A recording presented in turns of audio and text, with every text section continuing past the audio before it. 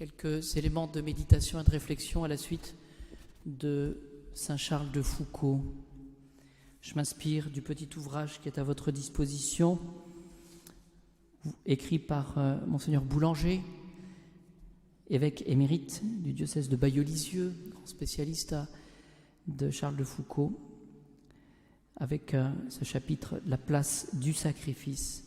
Et c'est à la page 138. Vous voyez, je fais tout pour que vous puissiez vous instruire et lire ce petit ouvrage qui présente assez bien les choses, qui donne un éclairage assez intéressant.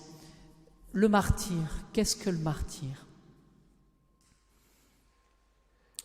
Ultimement, le martyr, c'est celui qui meurt, qui offre sa vie pour le Christ. Il va par foi au Christ et par fidélité aux engagements de son baptême, et dans des périodes de persécution, celui qui meurt martyr, c'est celui qui va offrir ce qu'il a de plus précieux, sa vie, pour le nom du Christ. Et par extension, évidemment, ce que le Seigneur demande, c'est que c'est pas forcément, je dirais, notre vie, mais il peut y avoir un martyr de l'amour. Un martyr, c'est la fidélité, par exemple, dans le mariage. Ça peut être compliqué d'aimer une personne pour laquelle on n'a plus de sentiments. Il peut y avoir des martyrs aussi de l'obéissance. Voilà, des martyrs, vous voyez, c'est cette capacité finalement qu'on a de sortir de nous-mêmes, d'aimer et de rester fidèle. Alors notre Charles de Foucauld, au moment de son retournement, de sa conversion, eh bien, va partir chez les Clarisses de Nazareth. Et ce que les Clarisses ont déposé au procès de la béatification de Charles de Foucauld, c'est que cet homme, cet ancien officier, les sœurs vont parler de Charles comme celui qui est au pied de Jésus hostie.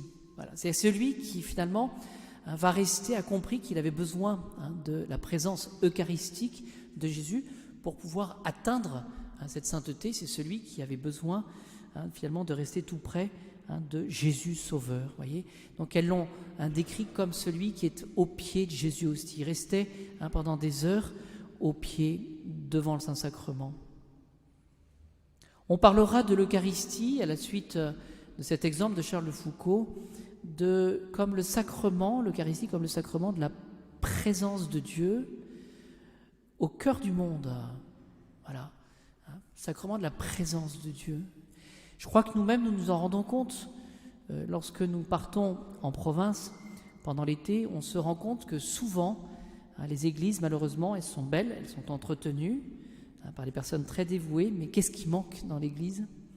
La présence eucharistique. On voit bien, il n'y a pas de Jésus au tabernacle. Voilà. Au contraire, lorsqu'on visite, lorsqu'on est une église, eh bien, on voit Jésus présent dans le tabernacle, on s'en rend compte.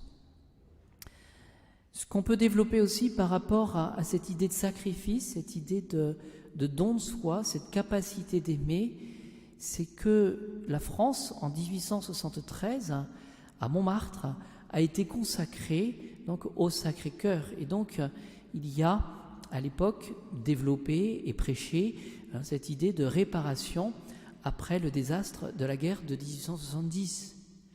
Il y a présent dans tous les cœurs cet appel de Sainte Marguerite Marie Alacoque qui a été développé, c'est le Sacré-Cœur. Voici ce cœur qui a tant aimé les hommes, et que reçoit-il en retour ?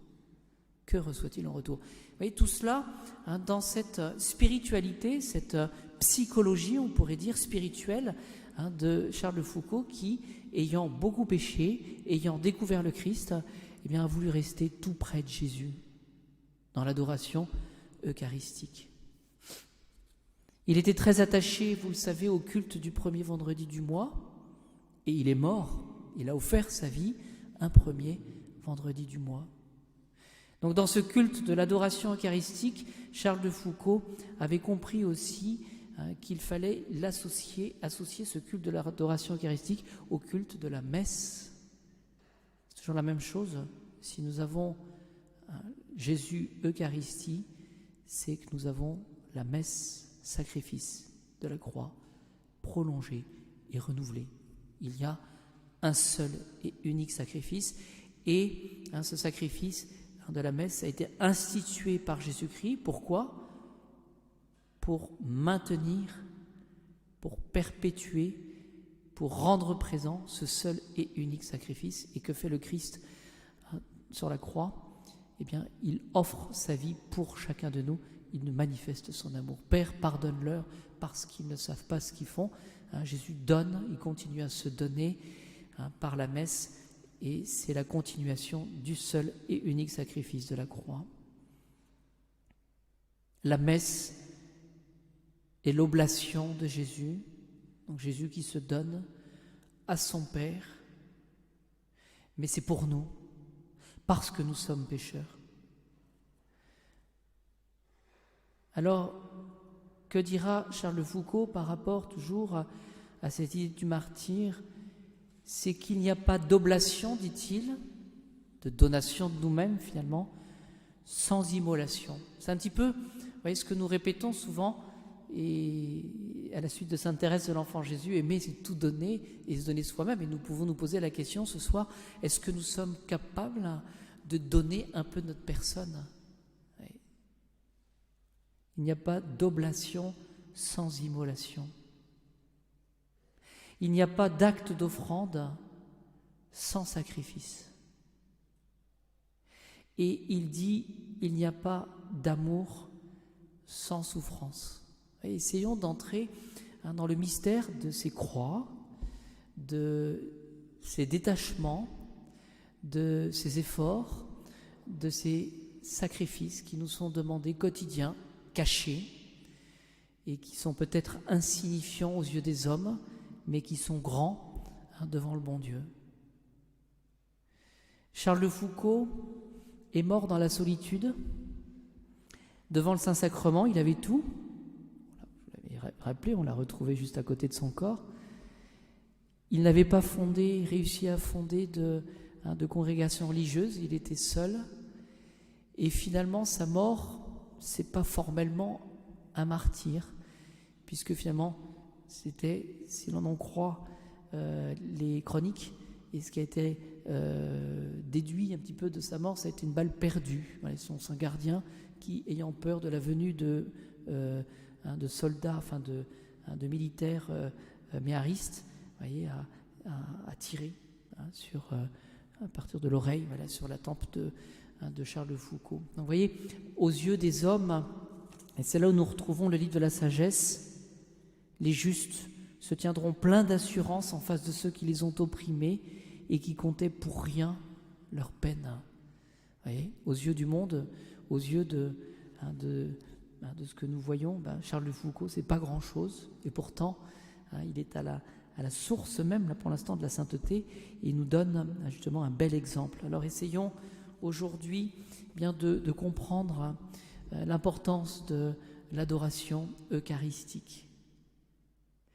La ville de Versailles, toutes les paroisses, je le sais, proposent cette adoration eucharistique. Prenons le temps de nous arrêter dans une église ou de nous rendre à ces adorations. C'est difficile, c'est dur, mais faisons-le parce que, en étant près de Jésus Eucharistie, nous sommes près du sacrement, de la présence de Dieu et de la présence de Dieu qui sauve et qui sauve notre âme, ainsi soit-il.